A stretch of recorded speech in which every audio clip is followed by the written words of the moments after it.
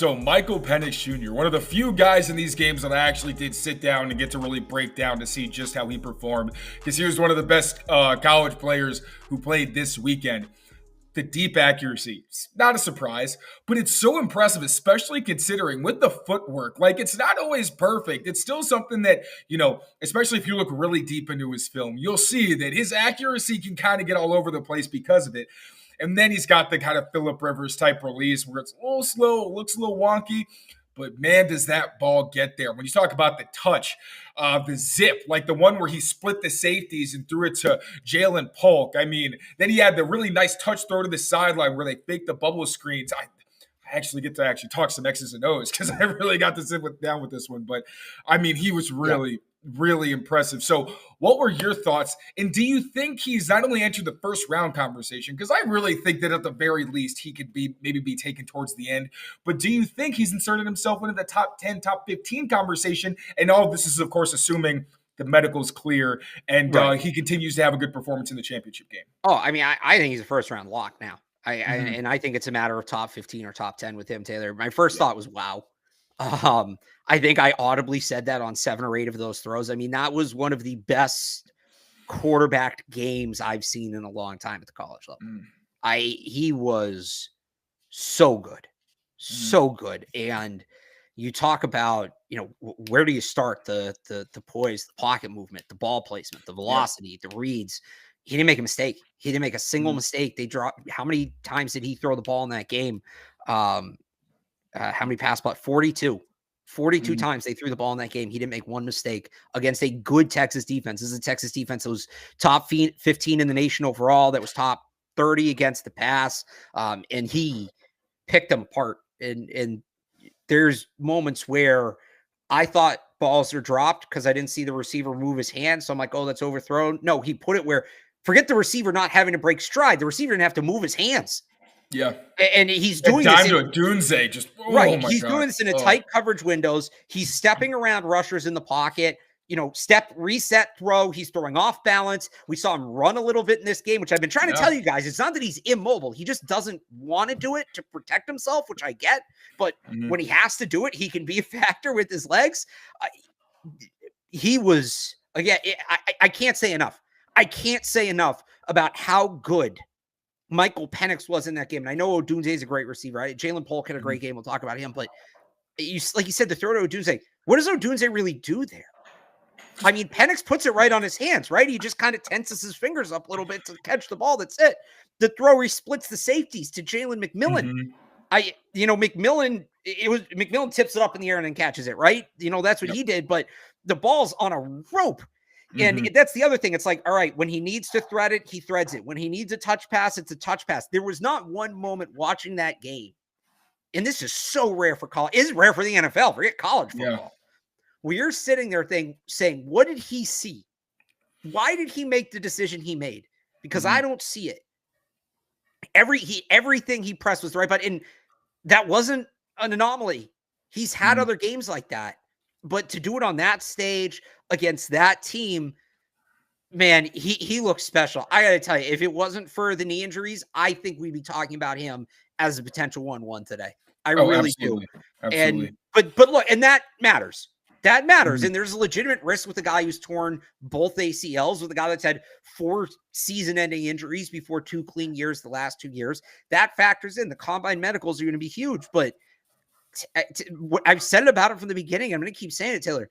There is not a better thrower of the football. He is the best thrower of the football we've seen come out in the last 3 years.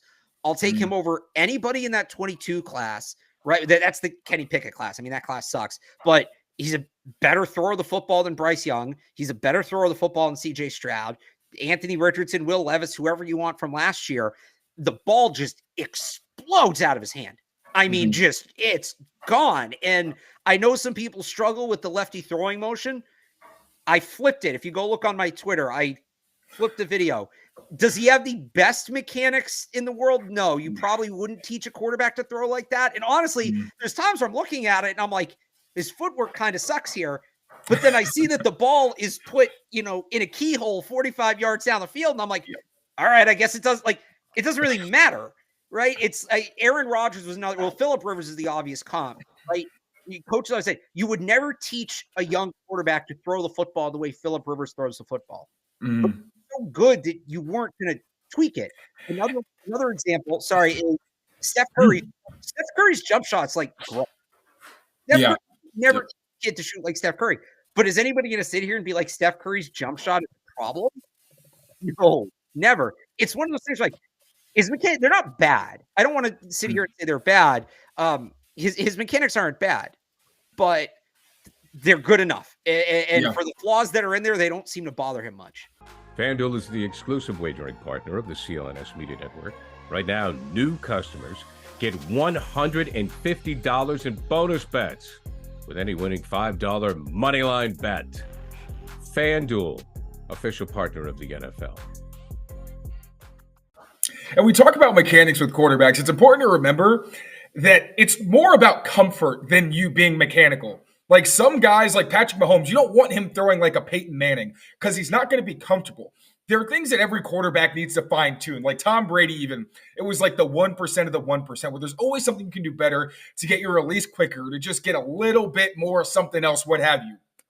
Penix just looks like a guy who was born to play quarterback. And not only just from a physical perspective, where like you said, the mechanics aren't perfect, but the passes are just beautiful.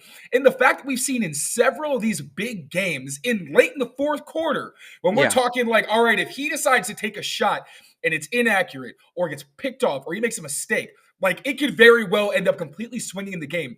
Not only does he have the ice in his veins to make those decisions, but he comes through.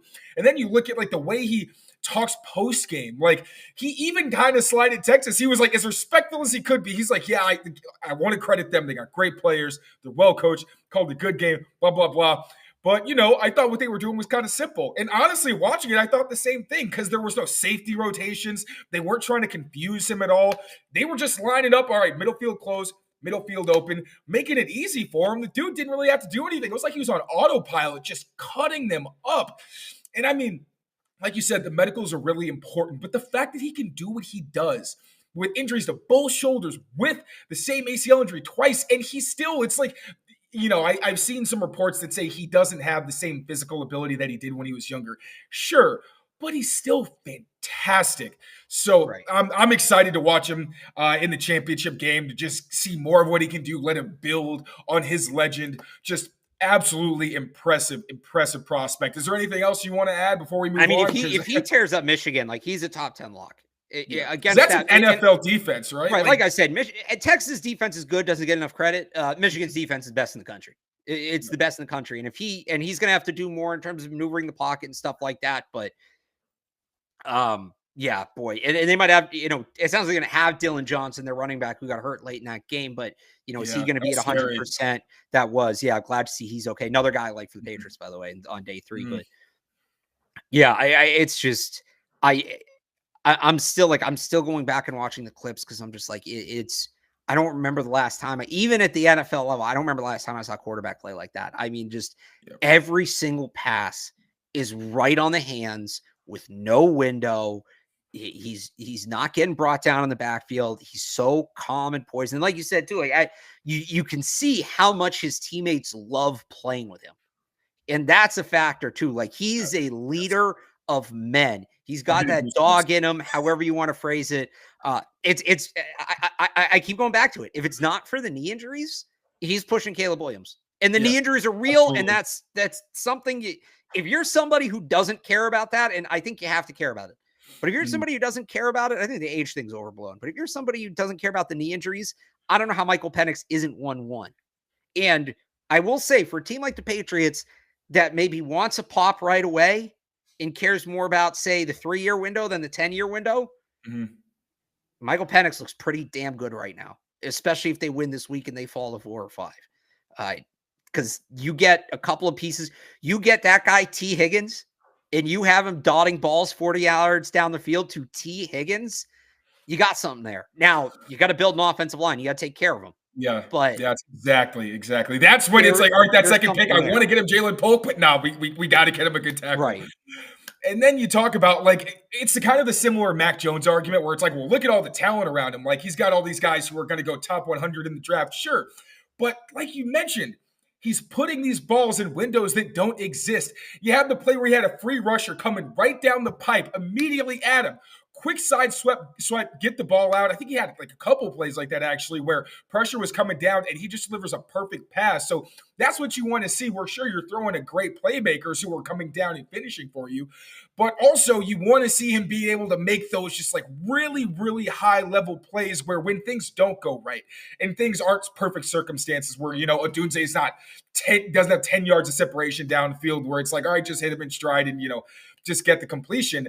I mean, I don't really know how many more questions other than obviously the medicals he has to answer because he's doing it on big stages. There's inconsistencies, I think, in some of the earlier games I saw. Again, like there were a couple games where the accuracy in terms of inconsistency was like, wow, but you didn't see it in that game. And again, in these big games, you're seeing him come through. So we could do an entire show just on him. But the point is, Michael Penix Jr., you are him. Actually, let me bring up one more comment here. This is really interesting, and this is a minor thing that I thought was big in this game. Jason brings up a good point. You didn't always see the Texas DBs turn to play the ball. For all the crap we give Bill about developing wide receivers, one thing they do coach that I love, and this I think Randy Moss taught him this, you don't show your hands until the last second. So if you're tracking the ball down the field, right, you're running back to the quarterback, receivers running back to the quarterback, corners running back to the quarterback. You might be looking back for the ball. The corner's looking at you. If you put your hands up, the corner knows the ball is coming, right? And he's going to get in position. Where you go watch the Randy Moss, and Randy Moss is obviously the GOAT. Like not everybody can do this, but Randy Moss, it would be, as the ball is coming down over his shoulder, he just pops his hands out, right? That's where Michael Penix's accuracy comes in. A lot of the reason that Texas DBs weren't turning is because all the Washington wide receivers were coming through with late hands because the ball's right there. They didn't have to, because you're running here, right? You're running like at your chest, and they just kind of had to pop their hands open. They don't have to go over here. They don't have to go over here. They don't have to go back here. Right. He allowed Penix, enabled them to really take advantage of the late hands technique. And I don't think it was the Texas defensive backs not knowing to turn. Like not, knowing like the coaching point to turn. They're doing what they're told. You watch the receiver and you play the hands because that's what you do on a guy running down the field. If you turn back to look, you slow down, you can't keep up. I'm going to guess if Bill's still here in the Patriots draft Penix, this is going to be a huge thing with them, is going to be his ability to put the ball right on guys and take advantage of that late hands concept. So, maybe some of it was college players. I don't want to say that was like 100% of the time, but no, there were times where it was definitely, you could see the hands go really late and the corners start to turn, but it's too late. The ball's already there because it was just so accurate. The receiver could really take advantage of that because he didn't have to move his hands that far. Didn't have to break stride or anything to get to the football. Yeah, I think there's a Rob Gronkowski like mic'd up video or something where he says the same thing where like the season before he was playing Buffalo or something like that, and he put his hands up too early and he got swiped out. And he was like, there was another huge play he made. He credited, I just didn't show him my hands and I was able to come down with it. So, yeah. I'm really excited.